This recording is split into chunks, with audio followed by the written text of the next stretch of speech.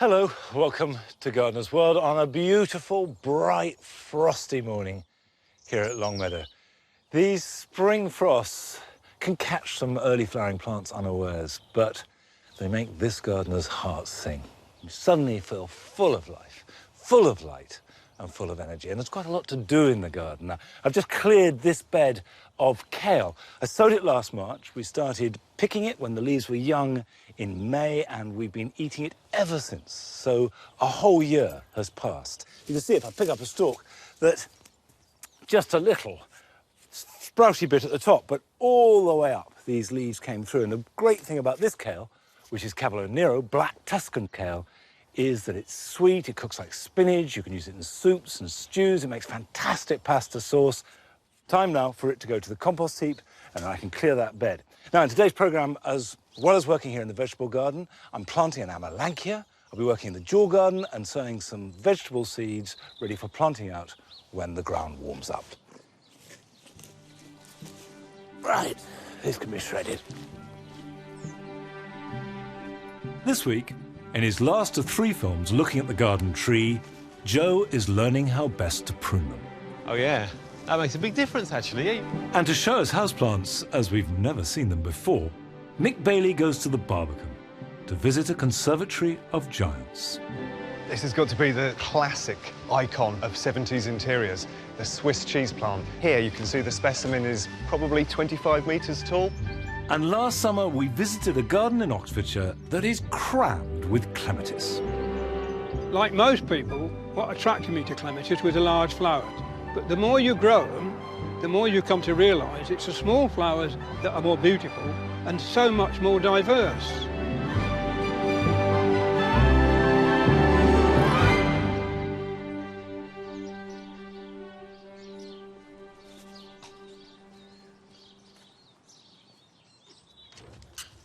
You stay outside, you two. This book, The Vegetable Garden Displayed, published by the RHS, originally in 1941 as part of the Dig for Victory campaign, really fired my enthusiasm for gardening. I'd gardened since I was 7, but it was a chore, it was a household duty. And I learnt a lot, but I didn't learn how to love it. And it wasn't till I got a copy of this book, I was 17, and I looked at the pictures, and one of them was a celery trench, and I just thought it was a thing of incredible beauty. The whole business of growing things was as good as the end result. And from that, obviously, you get food you love, and so it goes, and I never really looked back. So celery has a special place in my heart, and I'm going to sow some now. Now, there are 2 types of celery. The celery in the Vegetable Garden Displayed, if you like, is the old-fashioned type, which is trench celery, which isn't self-blanching.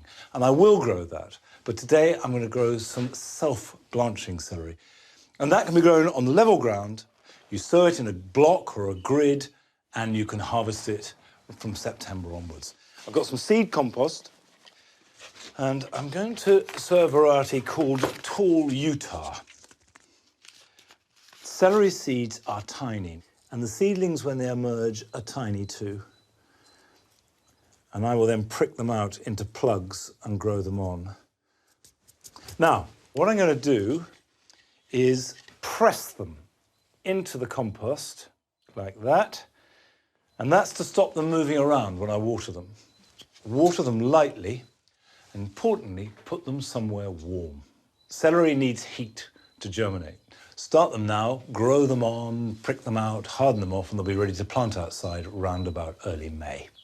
Now, this greenhouse is heated, but only to stop it being cold rather than to make it actively warm.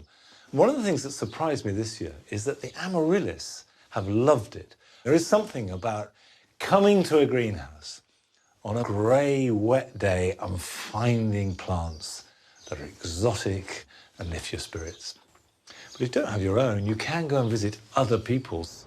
And Nick Bailey, the head gardener at Chelsea Physic Garden, has gone to visit a spectacular greenhouse in a surprising location.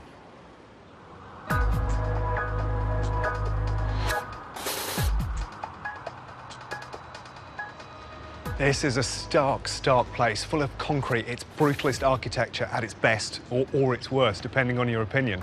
But at its centre is a living, breathing, organic heart. The Barbican was built as part of a utopian vision to transform an area of London left devastated by bombing in the Second World War.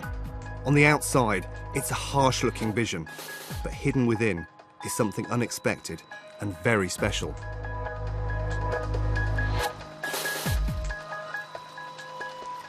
Wow, this is the Barbican Conservatory, and what an extraordinary space it is. It's a vast, vast glasshouse. In fact, it's the second biggest in London.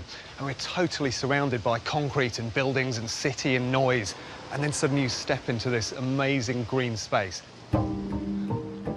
This place is dripping with plants from all over the world, from the deserts to the tropics. Yet most are available from your local garden centre. They're houseplants, but maybe not as we know them. You might not recognise this straight away, but this is Ficus benjamina. It's one of the plants you always find in offices or tucked away at the back of a lounge. Now, ordinarily, in the home, they maybe grow to about 6 foot. This is growing to its full size, the same size it would grow in the tropics, so 20 plus metres. But at home, you can keep it down to about 6 foot, nice sort of tight column. About the only thing it objects to is cold draft, so you need to be careful of that. Otherwise, it will keep performing for you.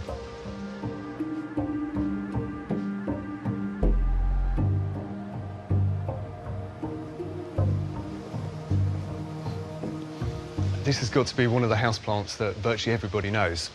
It's commonly called money plant or the jade plant, but its botanic name is Crassula ovata. It comes from South Africa and it grows in really hot, dry conditions.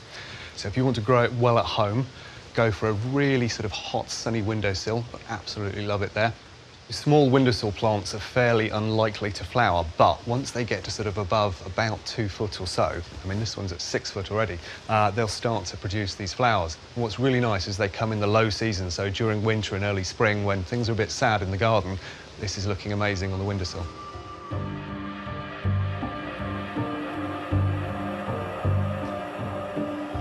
This has got to be the classic icon of 70s interiors, the Swiss cheese plant, or Monstera deliciosa. And that name is really pertinent. It's the delicious monster, so monstrous leaves. And deliciosa references its fruit, and it produces these conical fruits which have an almost sort of custard apple, so very, very sort of sweet flavour to them. You can get it to fruit at home. Here you can see the specimen is probably 25 metres tall, and it sort of has such dramatic architectural foliage. I think bring the 70s back. We need some Monsteras back in our life. Nurtured in our homes, these amazing plants totally transform any space. And the great thing is that they can be multiplied to be shared with loved ones. You just need to propagate them, which may sound difficult, but it's actually really simple. This trailing purple Tradescantia is a perfect candidate for propagation. It's a really unusual plant in as much as it's native to the tropical Americas, and it's totally unknown in the wild now, so you can only get it from garden centres or sharing with friends. So the way to take the cutting is to look for some good active growth, so that might be long trailing growth or it might be growth up at the top here. And then count down the nodes where the leaves break out. So 1, 2, 3, 4, and we're going to make a cut just at the bottom there. It's important to make sure that your knife and the tile that you're using are as sterile as possible. That will get rid of any nasty kind of bacterial or fungal problems that you could introduce to your cuttings. Now, with the Tradescantia, what we want to do is just remove these initial lower leaves, and then look at this top section. So we've got some fairly bulky leaves up the top, so I'm just going to slice those away. And all that does is just to reduce the transpiration, so it reduces the water loss from the plant. You can use a basic all-purpose compost mix. Just make yourself a small hole down the side, slot your cutting into there. So it wants to be pushing up against the side of the pot. Firm it in. Best thing then, you can water it from overhead, but much better if you can just put it in a tray of water, allow it to soak some water up. In a matter of weeks, it would have rooted through. Cuttings really aren't that hard to do. And what can go wrong? Hidden from plain view, secret gardens like the Barbican Conservatory offer two precious commodities: solace and inspiration. Nelly?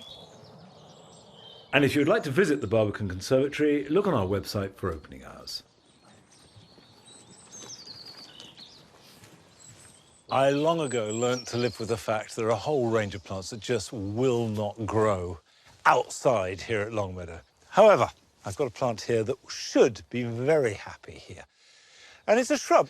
Now this is an Amelanchier. It's Amelanchier ballerina. Now you can see that this has got multi-stems. And I think a useful definition is a tree fundamentally wants to grow on a single stem, and a shrub is multi-stemmed. I'm planting it at the back of the border, but I don't want it to compete with the apple trees. So I'll keep it pruned so that it's mainly below the height of the lowest branches. I'm not going to add any compost or manure to the planting hole because there's a temptation for the roots to stay within the hole where the goodness is. You want it to grow out into the soil as quickly as possible. But I am going to add some biochar. Now, biochar is a soil improver that you can buy at garden centres as a mixture of charcoal, mycorrhizal fungi, and some worm cast. Charcoal holds nutrients and releases it to plants. Now, I just need to sprinkle it over the planting hole so that the roots will come into contact with it. And take the plant out of the pot. Now, turn it as I want it. Now, Amelanchier ballerina has white flowers in spring that will pick up off the blossom of the trees around them.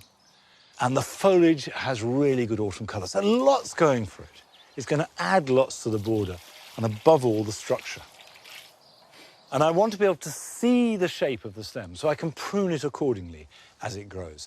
Now, talking of pruning, Joe, on his third and final look at the garden tree, goes and gets expert advice on how best to prune them.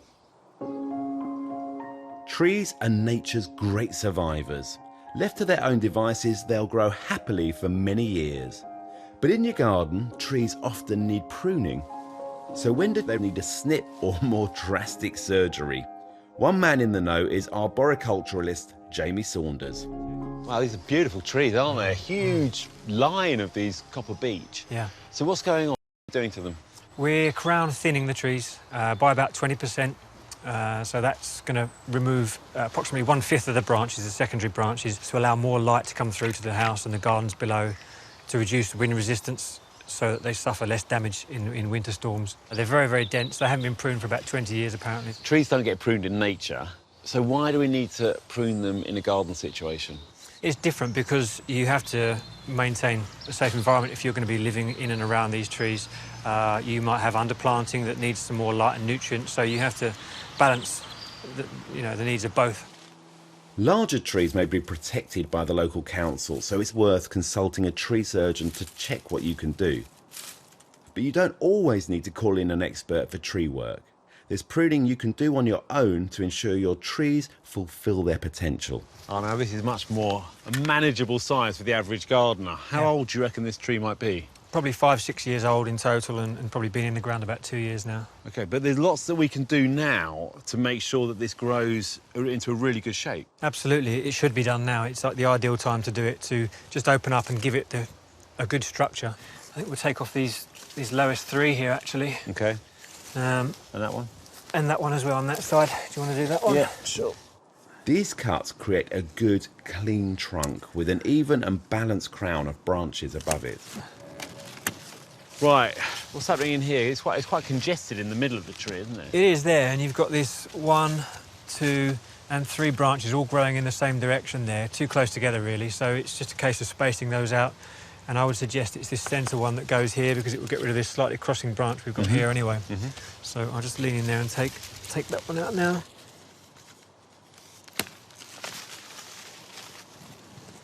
I think that's great, really nicely balanced. It's sort of standing up proud now, isn't it? It does, it's really nice. So how often do you need to do this sort of pruning? Is it annually, every 5 years? I would say check it every year just to make sure there isn't anything untoward, but generally every 2 or 3 years it may need some just very minor pruning. Just like a human, if you cut a tree, its wound can heal, but it's important to get the cuts right. This is a really lovely ash Yeah. It's got a great canopy to it. Yeah. It's delicate at the moment. Yeah. Now, say you wanted to take this branch off, because actually it's quite low and it's sort of going out quite a low angle as well. Where exactly should you cut? So firstly, you need to take the weight off the branch. So cut it and leave a stub at first. And then once you've got the stub, you can be quite precise and you cut it just in front of that collar there. And that will allow the tree to seal up the wound as quickly as possible, because otherwise it's always going to be an open wound and entry point for decay fungi to get into the rest of the tree. One way to transform a young tree is to give it a crown lift, which can help create space under the branches for mowing or for underplanting. Right, so how high do you want to go with this? How much do you want to take off the bottom? I think these 4 here, 1, 2, 3, 4, Okay. and that's really going to be about 1/3 of the total height, and that's a good rule of thumb for crown lifting. 1/3 exposed stem, 2/3 crown. Now, autumn is definitely the best time with birches, isn't it? It is, yeah. In the spring is actually a bad time to prune them because the sap is rising and they'll bleed profusely if you do it then. Yeah, okay. So you're going to get that one off? This one here, yep. Okay. It's lovely to reveal the stem of a silver birch, but they respond best if they're pruned while young. There you go. Let's have a little look at that then, see what... Oh, yeah. That makes a big difference, actually. Yeah, you were right. great, doesn't it? You were Yeah. definitely right. And just as transformed was the copper beech that Jamie's team had been pruning. That looks so much better, doesn't it? Yeah. It really has made a huge difference. Yeah. I mean, the trunk lights up, and now you can see the branches within the tree Yeah. and the whole shape of it. Yeah. And the view has opened up completely.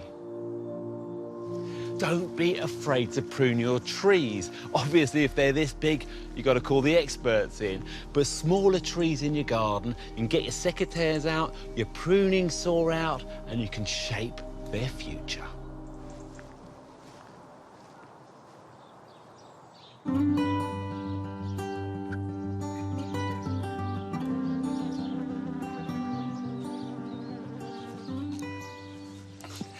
I remember on my one and only trip to Japan, although I hope not my last, being astounded by the extent of the pruning that went on with the trees.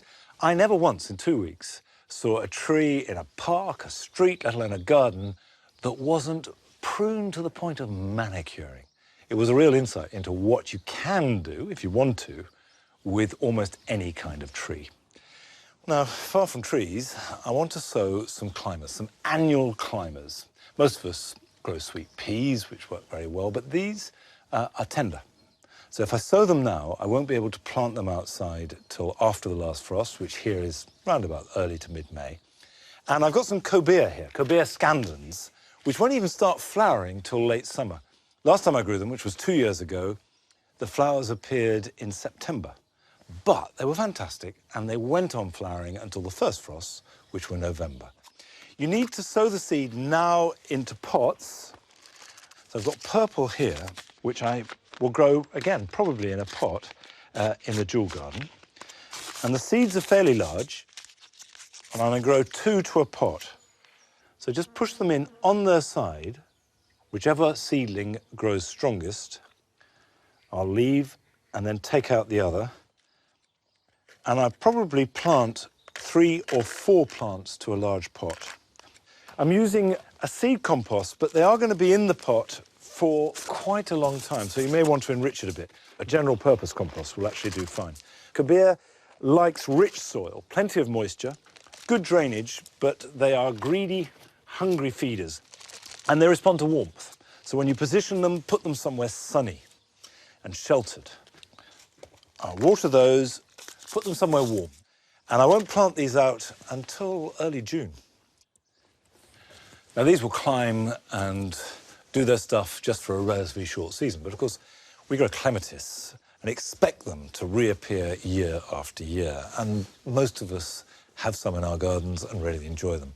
But very, very few people on this planet will either love clematis as much as Mike Brown does, or grow as many in their garden.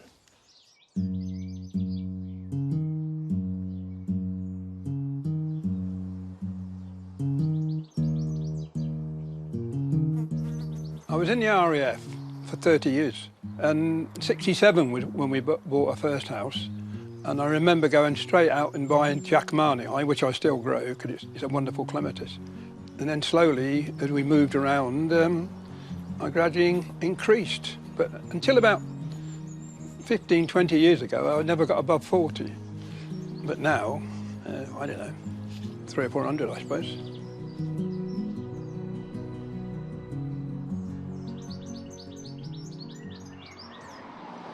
Come on, Harry.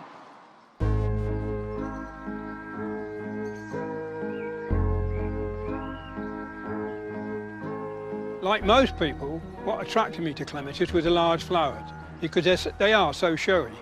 But the more you grow them, the more you come to realise it's the small flowers that are more beautiful and so much more diverse. This clematis is called Pulphagus. It's one of very few garden clematis that's got Vitalba, old man's beard, as a parent. Most of them would be much too rampant to grow in the garden, so you get infested. Where this one is a sterile hybrid, it will hide anything. This will flower for 3.5, 4 months, and there's no work to do at the end. All you do is chop it back to about 10 or 12 inches. Here we've got a couple of interesting clematis, really. They're both Viticellas, but very different. This one is called Betty Cornin, and it's one of the best scented clematis there are. And it's one of very few where you don't actually need the sunshine, providing you've got 20 degrees C, you will get a lovely scent. The other one has two names. The original name was Flora plena, but it disappeared from cultivation for many generations. Eventually it was discovered again and was brought onto the market about the same time they dug up the ship, the Mary Rose. So it's come back on the market as Mary Rose. And because this area is South Basin, we put pipes in the ground. These are about 11 inches deep. These are at an angle. The water goes down to the root and below. What you must never do is just water the surface of the soil, because the roots come up for it, and now it's a surface rooted plant, and as you get a long hot dry period, you tend to lose the clematis through lack of moisture. I believe that Texensis is the in clematis. There's a lovely diverse colour range, but they're nearly all an urn shape. Gorgeous shape, really. Most of them are totally hardy. This lovely pink clematis is called Etoile Rose, and it contains Texensis, and it also contains Viticella, but being a complex hybrid, it contains other clematis as well. And I find anything with Texensis in it is beautiful. Most of the cultivars are susceptible to powdery mildew, but you can minimise it by keeping the root area clear so the air can get through it, and never ever water in the foliage. Small flowered clematis are not difficult, they are beautiful, and they don't wilt. They get better and better every year.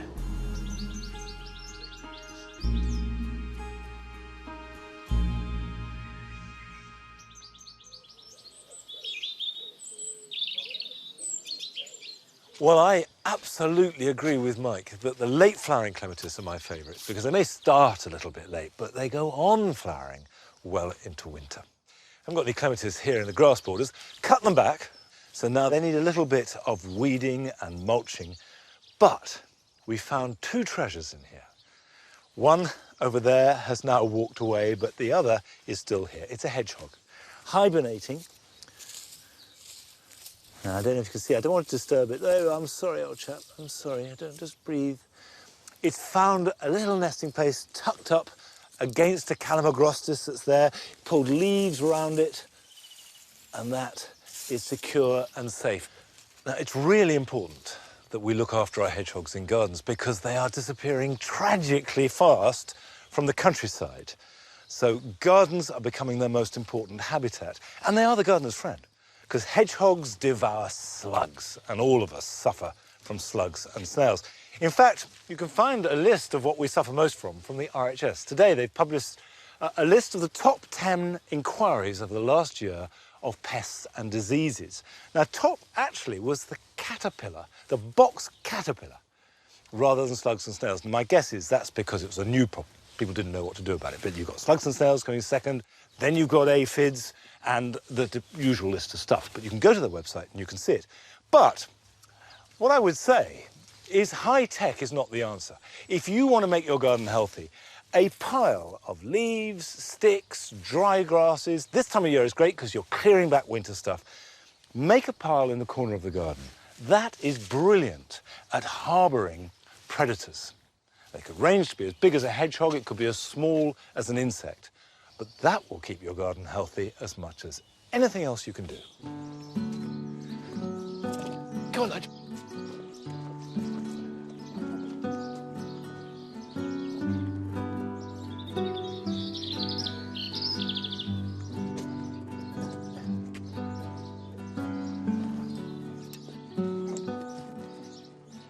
I've nearly finished mulching the dual garden. This is mushroom compost. You better take that. Go on.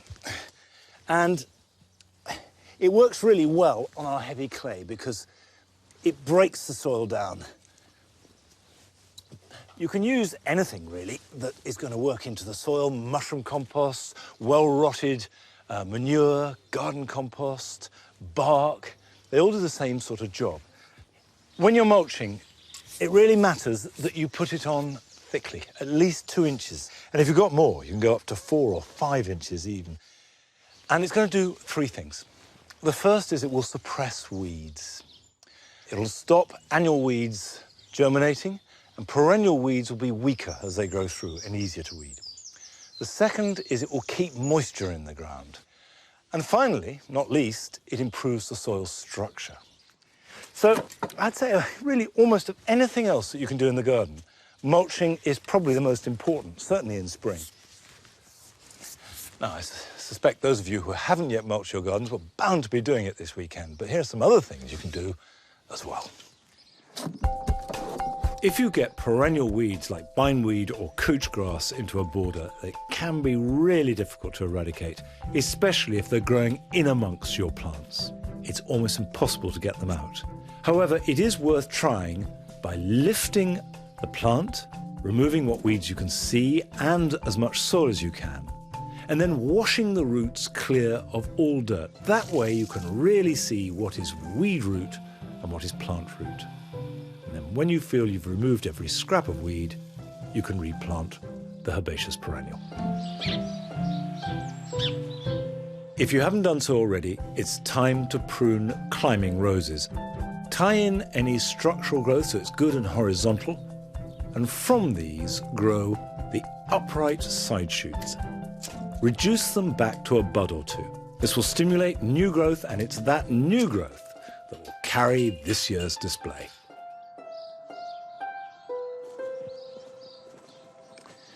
The crocuses in the wild garden are loving the sunshine. They've only just appeared in the last day or two, and are just making the most of this glorious weather. And there's going to be more sunshine from Sunday, because it's the spring equinox, when daylight gets longer than night. So not only are the days getting longer, they're getting brighter. I'll see you back here at Longmeadow next Friday. Till then, bye-bye. Come on, guys, come on. Come on.